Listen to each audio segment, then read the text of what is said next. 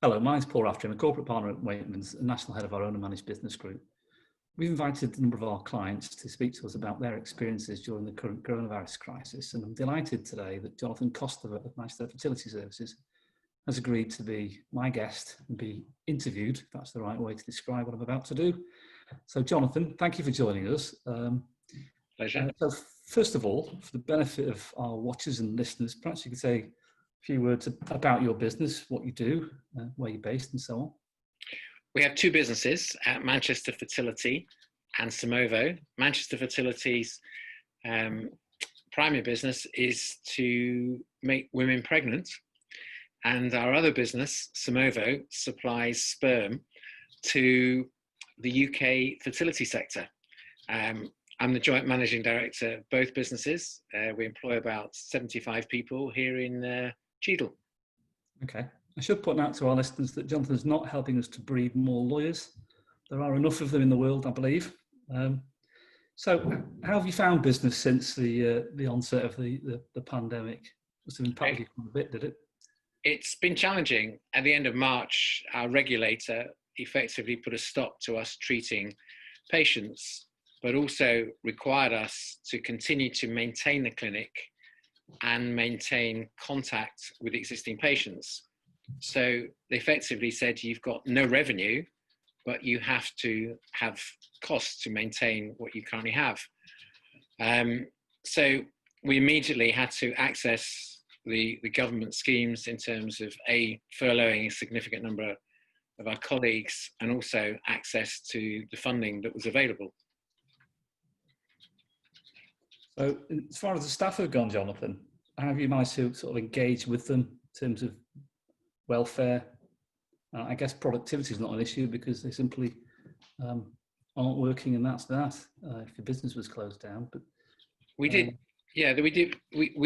effectively approach it from two perspectives. One, the sort of skeleton staff that we kept, and secondly, the furlough staff. And we reduced everybody to effectively 80% of pay, including those that we kept as skeleton staff, which was more of the senior people.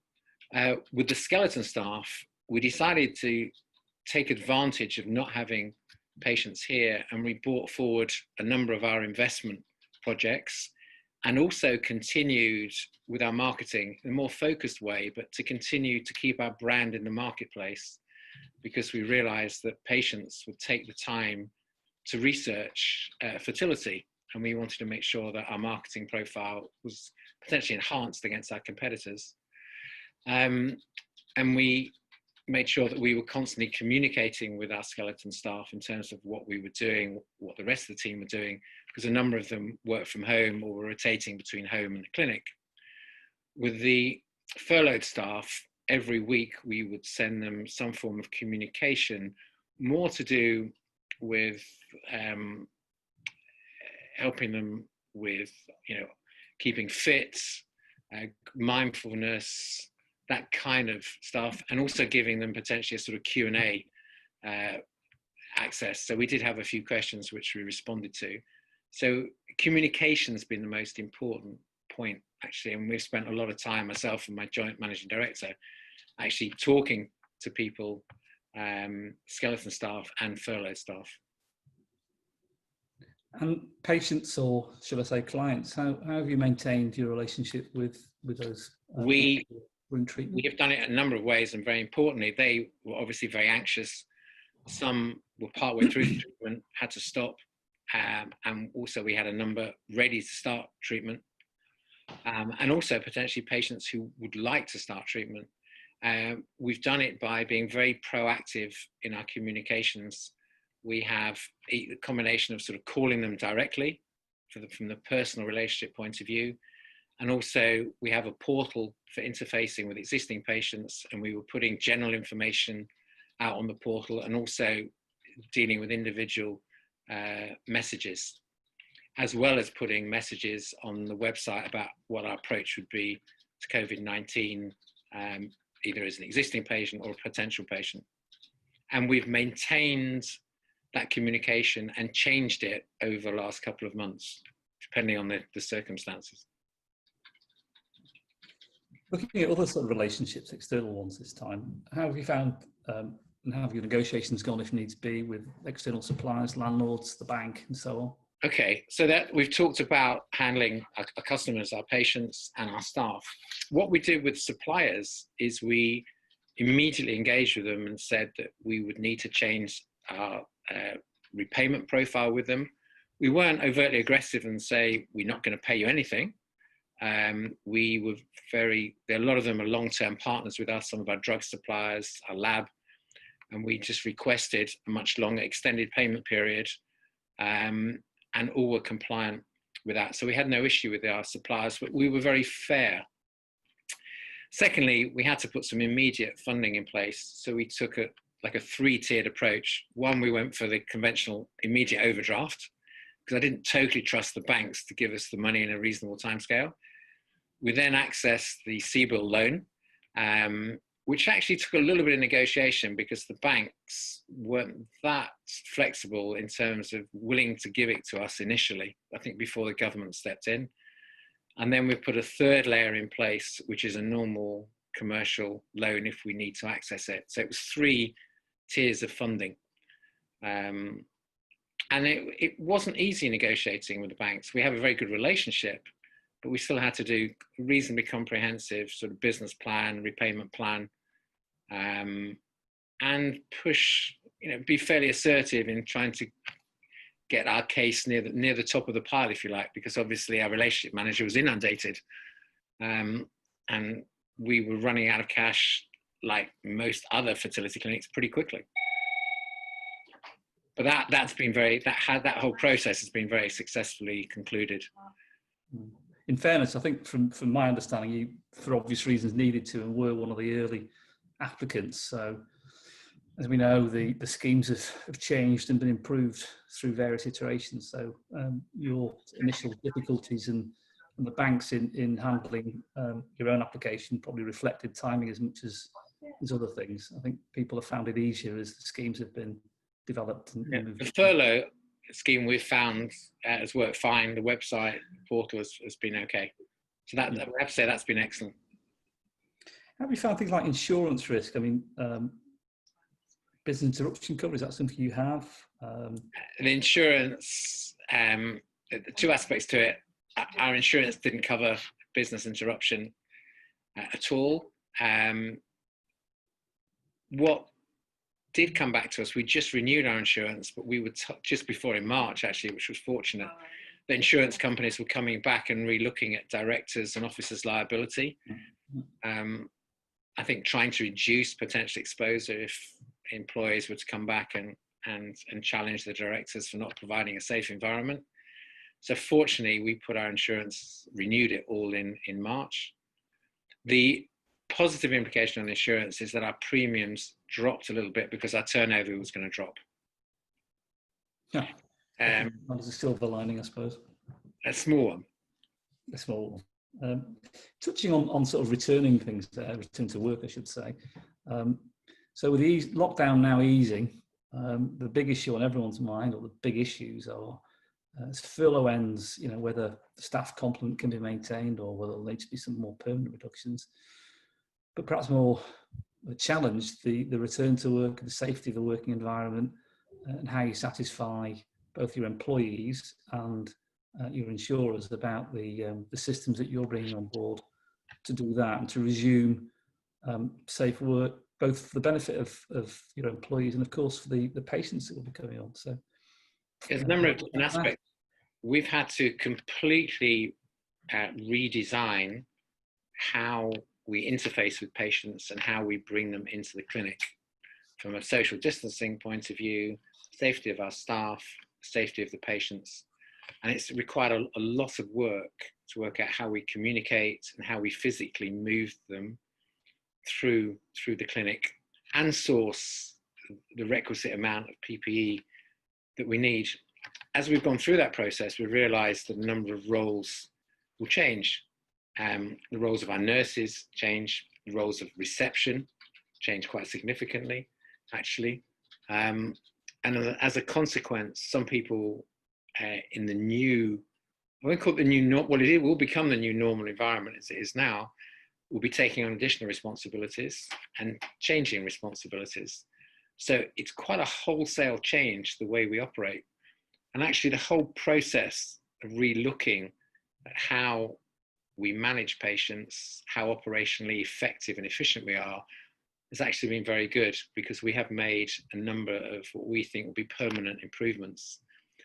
And it's also allowed us to sort of break down, you know, some barriers for things that we couldn't easily do before. People have recognized that actually we have to make changes to what we do. Use of technology has been critical. A lot of our patients now, their initial discussions with doctors are done remotely.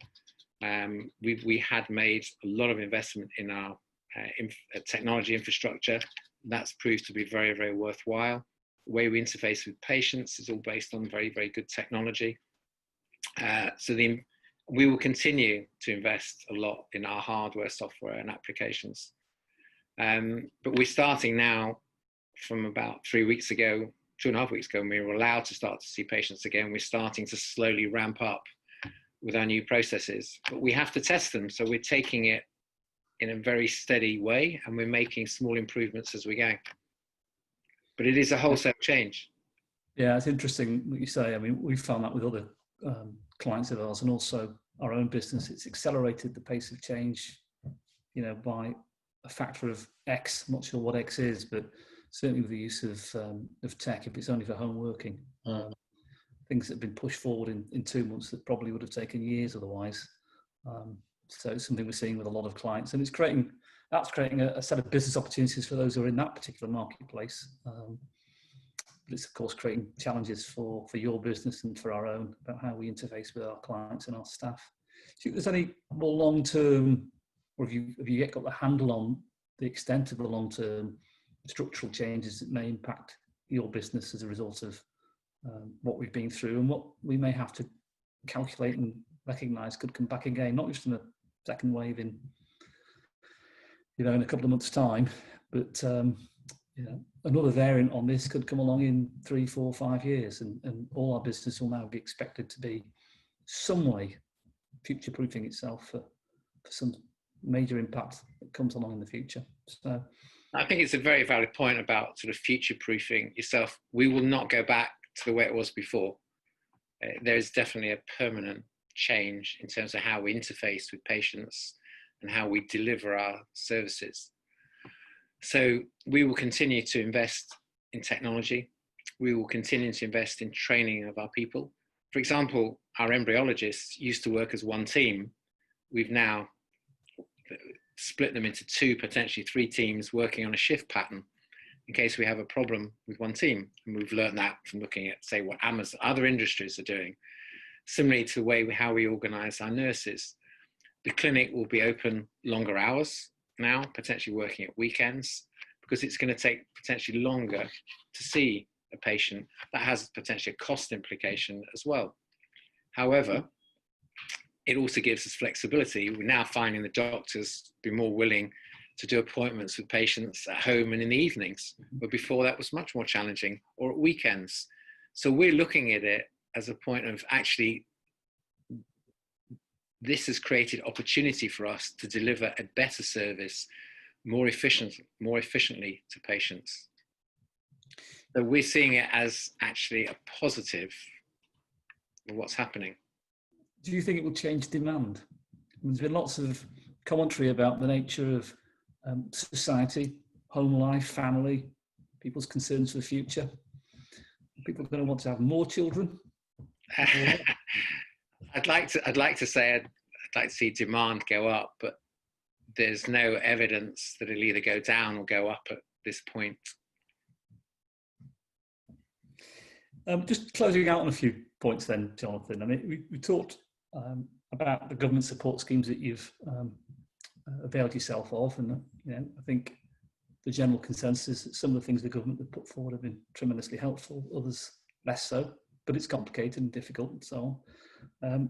Are there any other areas looking forward that you think the government may yet need to do to provide more assistance as we go through that, traditionally difficult thing of coming out from a tough spot, which is often where the bigger dangers can lie? I think from a financial point of view. Finance support has been very good, and we certainly don't, at this point, don't need anything more. I think the one thing that we are learning is you need to have a very strong HR capability. As we're bringing furlough people back, you know, each of them have potentially different sort of home requirements or personal requirements or expectations of what to expect from their employers. And that's putting us sometimes in quite a challenging position where we need to have very good knowledge and very good HR support. So we've certainly learned that the HR element is critical, both from a communication and a legal perspective, and looking after your colleagues over a long period of time. That's the area that we're very, very focused on at the moment. The personal welfare aspect as well will be high on that agenda. Yeah, and ongoing communication, because people here got used to working together face to face every day, but the reality is going forward, a lot of people will split the week between working at home and working here. And therefore you have to find different ways of communicating and keeping the sort of team spirit, which we value very, very highly. And potentially, as you said, we're splitting embryologists and nurses into different teams. How do you sort of, excuse the pun, sort of cross-fertilize between teams and share good experiences? So all that, we're starting to think all of that through, but all of that is sort of new to us, or an enhancement of what we did before. I was going to say, with new, there can both challenges but also opportunities. Yeah, we're looking at this whole situation now as opportunities. So, for example, some patients in the UK used to go abroad for their fertility treatment. A number of different reasons for that. That's now more difficult and potentially not possible. So that creates sort of a demand opportunity for us. And we're just starting to see that. We've had patients call who said, look, I was going to go abroad, but I can't. So potentially they would become our patients. So we're seeing opportunity in the marketplace. Well, pleased to hear that, Jonathan. It's always good to hear that our clients are looking positively forward, even at times like this. I think we'll close on that point, if that's okay with you. If there's anything else you'd like to add for the benefit of the captive audience that you've now got, then I'll give you this opportunity to close out. I think it's certainly at this point, it's a test of leadership.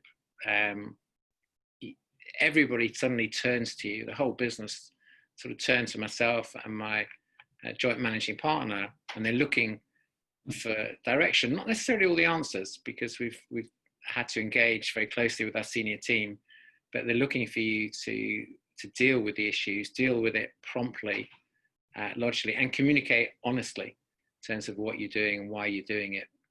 And we've had to work very, very hard and be very focused in terms of what we're doing.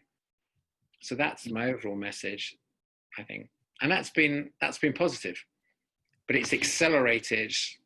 It's brought forward a lot of different things, investment in technology, investment in developing people's capabilities, because some people will be doing different things in different ways. So that ongoing communication as leaders, being very visible to our colleagues, both from a physical point of view when they're in the clinic, but also communicating by email, by Zoom, different methods, is going to be more and more important over the next few months. Yeah, I think the issues of trust and open communication as key aspects of leadership are clearly never more strongly demonstrated than what we've been through. And without being controversial, we can see that at a national level, where it creates problems when it's not there. Mm. Jonathan, thank you very, very much for joining me today. Always a pleasure talking to you, Paul. Hope as listeners, you'll look out for more in this series. And we hope you found our sharing of clients' experience, and indeed of our own, to be of some use to you. And hopefully it's given you some ideas about ways in which you might continue to take your own progress through the crisis through to hopefully a very successful conclusion for your business. Thank you.